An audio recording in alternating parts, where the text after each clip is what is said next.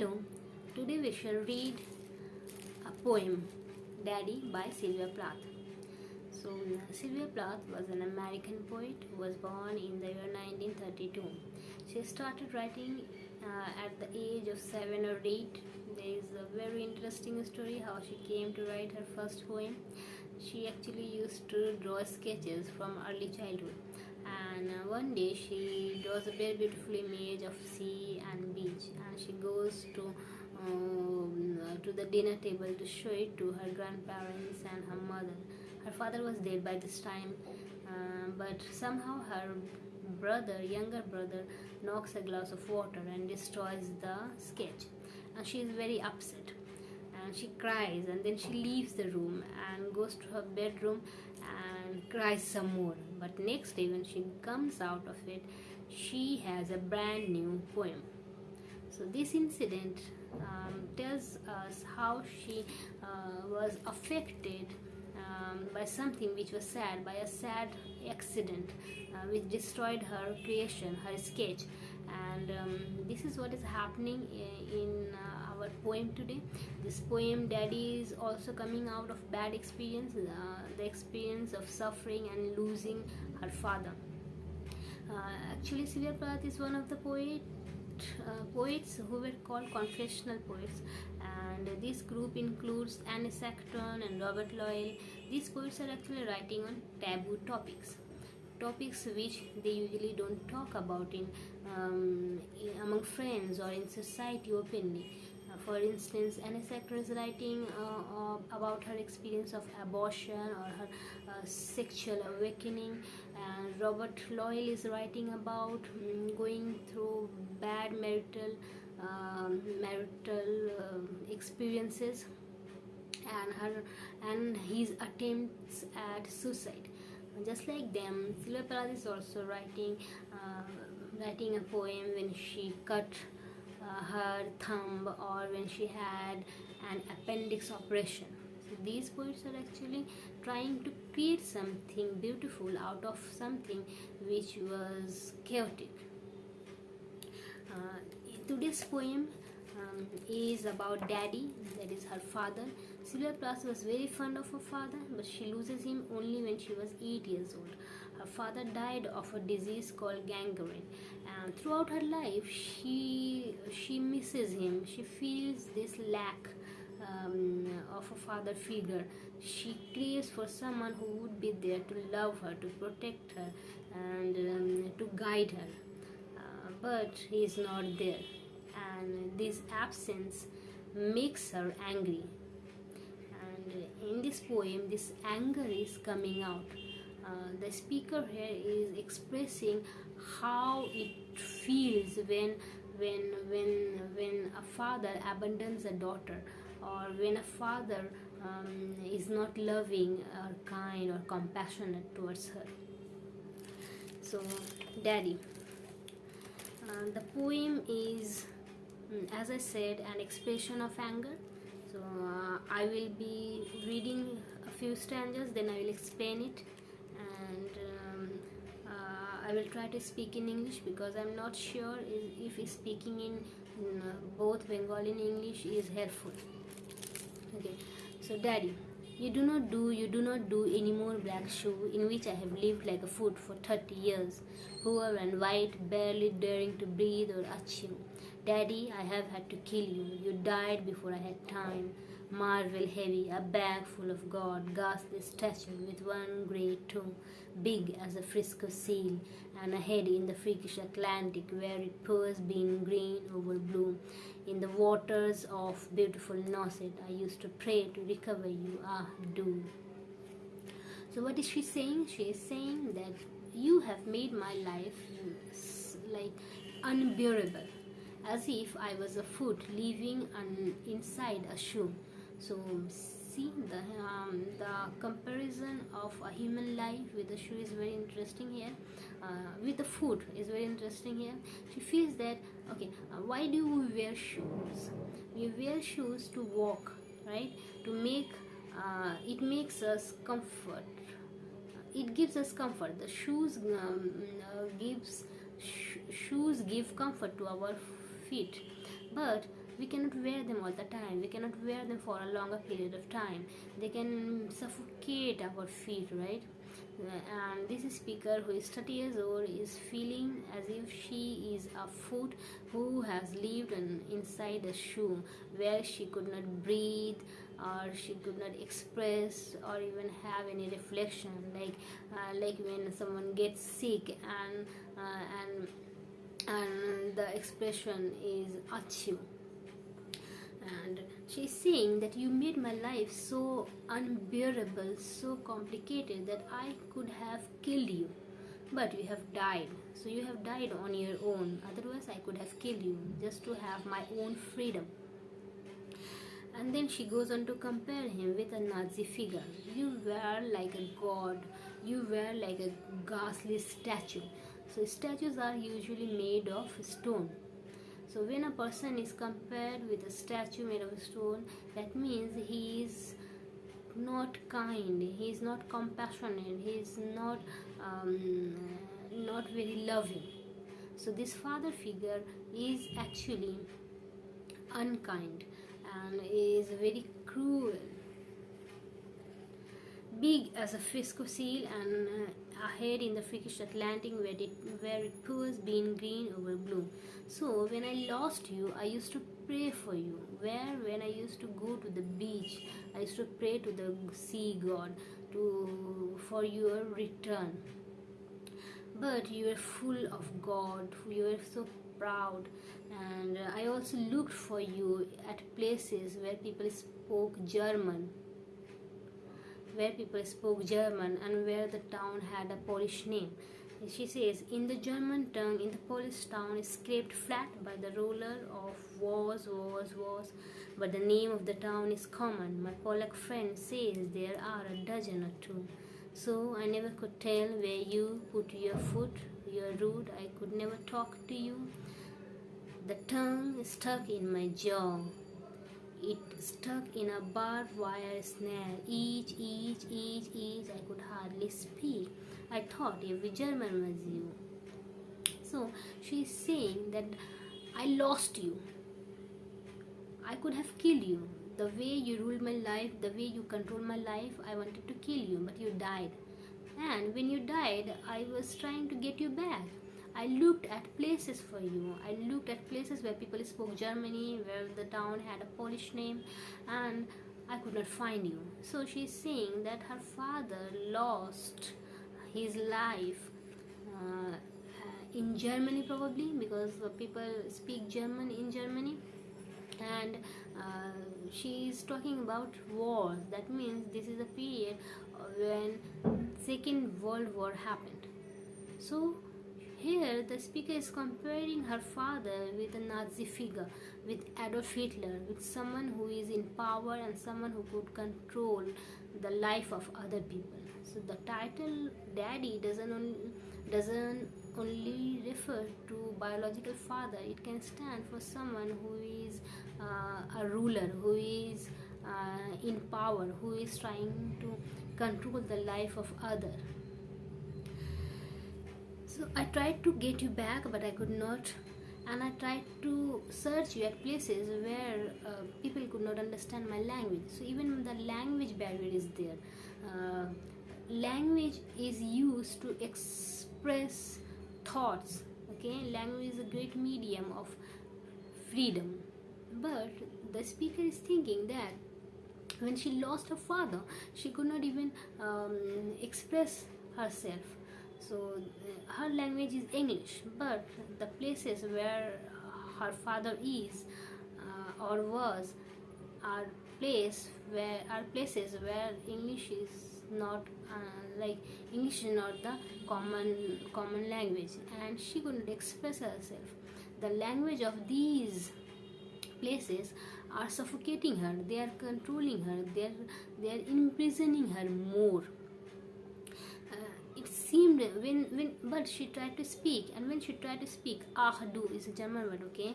So she is saying, when I tried to speak this language among these people, it felt like my tongue got stuck. That means I could not express, I could not open my mouth, I could not express myself. And seemed like this language of the other people, which is not mine, it is almost wild, which is like tying my tongue and is not allowing me to speak, not express myself. And it is almost like an engine which is chuffing me off. It is not just a wire, it is a full engine which is like destroying me, like Jew, like those Nazis who killed Jews people. And the language of sin, an engine chuffing me off like a Jew to Dachau, Auschwitz, Belsen. I begin to talk like a Jew. I think I may well be a Jew. So I suffered equally as a Jew. The Nazi people during the Second World War, the Nazis made the life of millions of Jews unbearable. They killed them, they put them in concentration camp. We have references to these places: Dachau, Auschwitz, Belsen. These are the places where the Nazis built concentration camp. Now concentration camps are very a structure made of 4 wall and roof without proper air and light, and these places were tiny, but they used to put a lot of people in these rooms and used to shut them inside, and used to and these Nazis used to give poisonous gas inside, so that they could kill a lot of people at a time. And these concentration camps are can cause very painful death.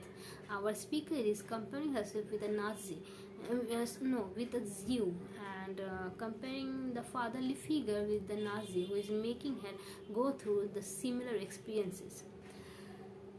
And since she is suffering so much, she thinks that she is just like a Jew whose life and death was controlled by a Nazi, Adolf Hitler.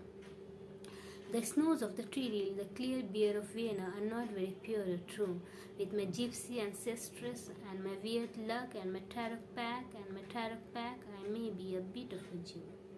So she's saying, okay, just like these Jews, I also believed in gypsies and their way of life, and I also believed in tarot pack. So given all these things, it might be that I am also a Jew, because not just my fate, my suffering is like them, but also my beliefs are like them.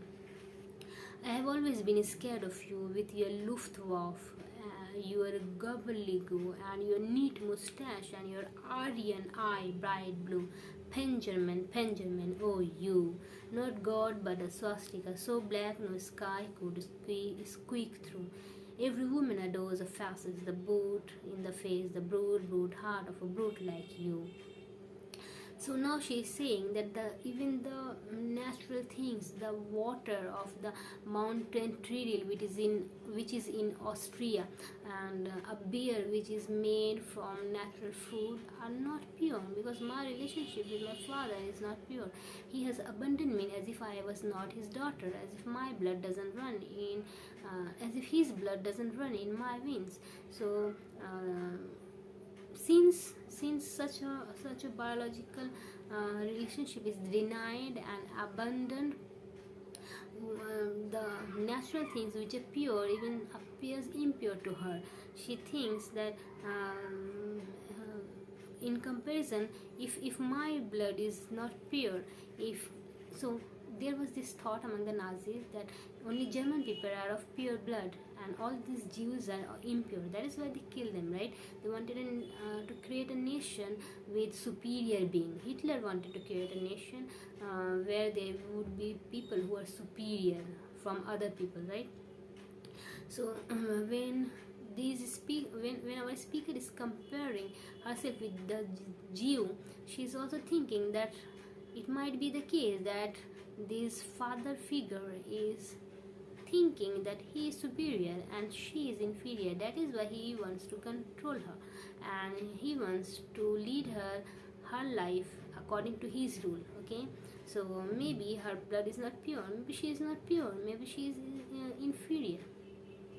That is why she is being subjected to all these sufferings. Okay, now she is saying, I have always been scared of you. So it is not just your action towards me, your behavior towards me, even your appearance made me suffer. Why? Because you looked like a Nazi with your Aryan blue eyes. Because so the speaker is saying that you even look like a Nazi. Okay, you have kept your mustache like that, you have a blue iron eye, and you looked brute just like all those Nazi people. And she says that every woman adores a Nazi. Okay, so the idea is that the people of Germany, okay, when they fought for Hitler, they believed in the philosophy of Hitler, they believed in his ideas. So it was not Hitler who fought the war alone, it was millions of German youth who fought for him, right? So they believed in him. So they were not just men who believed in his ideals. The women of his nation also believed in his ideals. That is why these women also loved these German Nazi soldiers. So that is why the speaker is saying that you are a brute and you are not God. You think you are God, that is why you are trying to come like control my life, but you are only a symbol of authority. And I know that many women like worship you, but not I. She is saying that okay, these women love brute, but you are not God and you should not be worshipped. You stand at a blackboard, Daddy. In the picture I have of you, a cleft in your chin instead of your foot, but no less a devil for that. No, not any less the man who bit my pretty red heart in two. So we know that the devil is often represented as having the head of a goat with two horns and the foot of a goat. Okay, so the foot or the legs or the toes of goat are cleft, have cleft in between them, right? So the speaker is saying, now you are gone, okay, but I'm still suffering, and you because you are still there. And where are you? You are there on the picture of you. You stand on the blackboard, and I can see that you have a cleft, but like a devil, you don't have the cleft on your foot, on your hoof, but on your chin. But that doesn't mean that you are any less devil. You are as devilish as a person who is breaking my heart, or who broke my heart in two.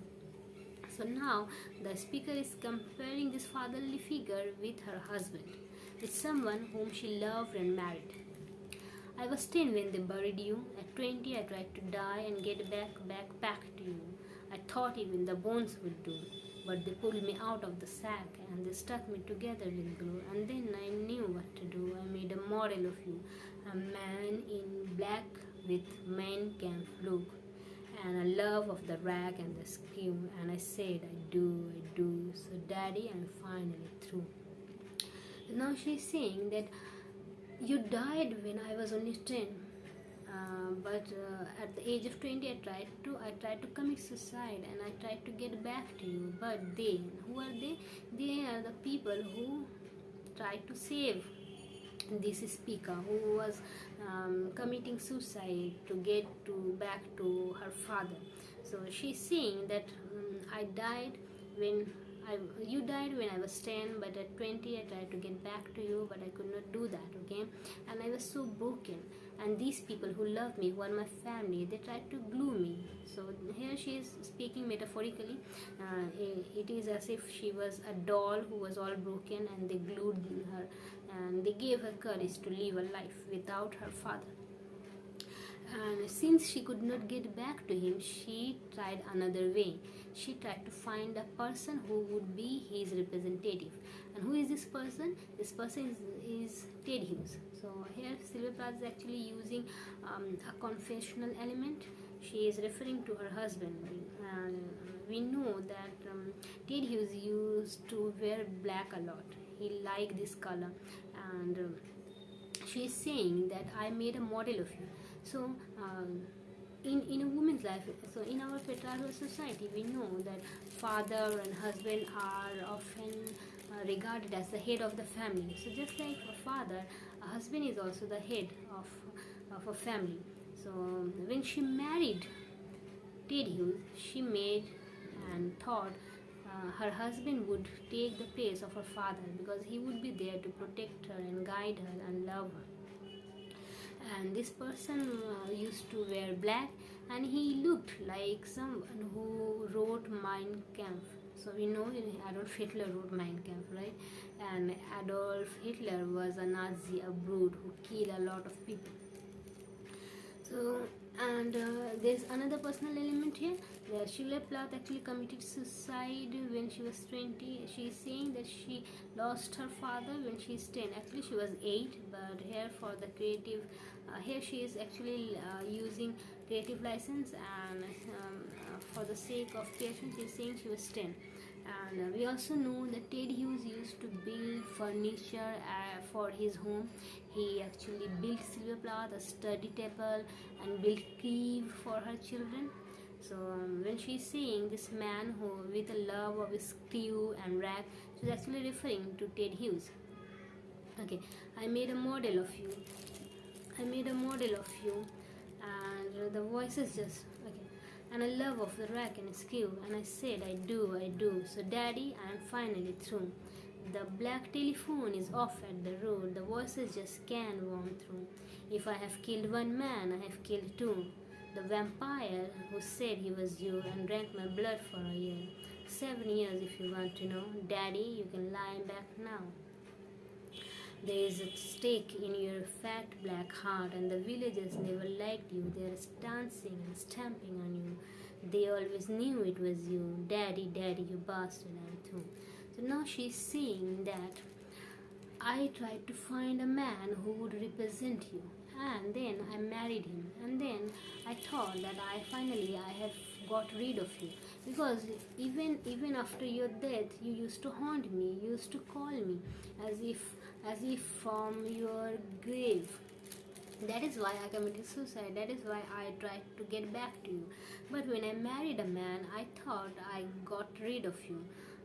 But this man became a vampire, and he used to drink my blood.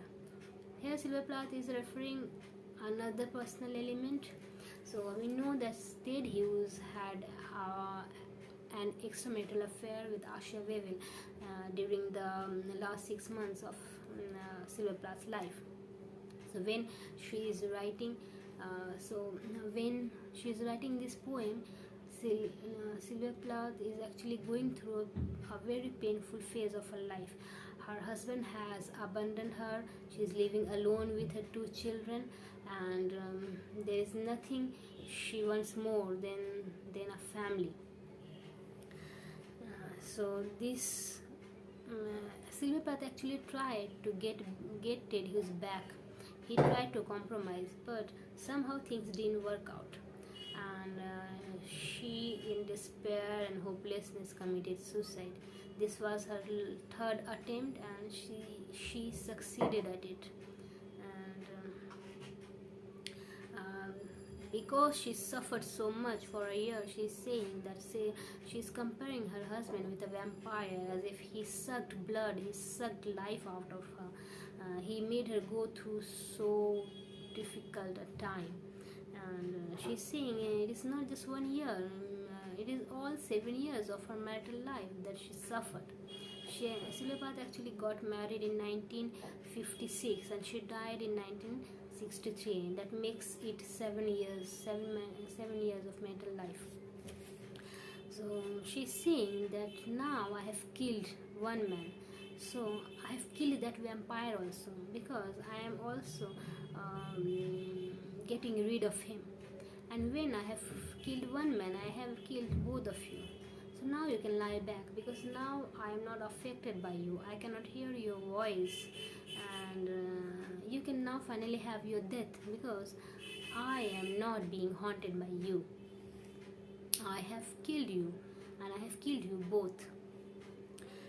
There is a stack in your fat black heart, and the villagers never liked you, and they are dancing and stamping on you. They always knew it was you. Daddy, daddy, you bastard, I am through. So she is saying that she's saying that now, just like a vampire is killed, I have put a stack at your heart. I have expressed my hatred for you, and you are no more living. And the villagers where I have buried you, they are very happy. They're actually celebrating your death. Why? Because there is no one there to haunt them or haunt me, and you can now lie back. And they knew it was you who was haunting me, who was sucking my blood. And she's so angry that she actually abuses him and says, "Daddy, Daddy, you bastard, I am through." She's saying it because she went through a lot because of him, and she's so angry that she's abusing him at the end of the poem, saying that you cannot be a good person, you are a bastard to make me go through what you have done. So I hope you have understood this poem. I hope I have been able to make it easier for you. So till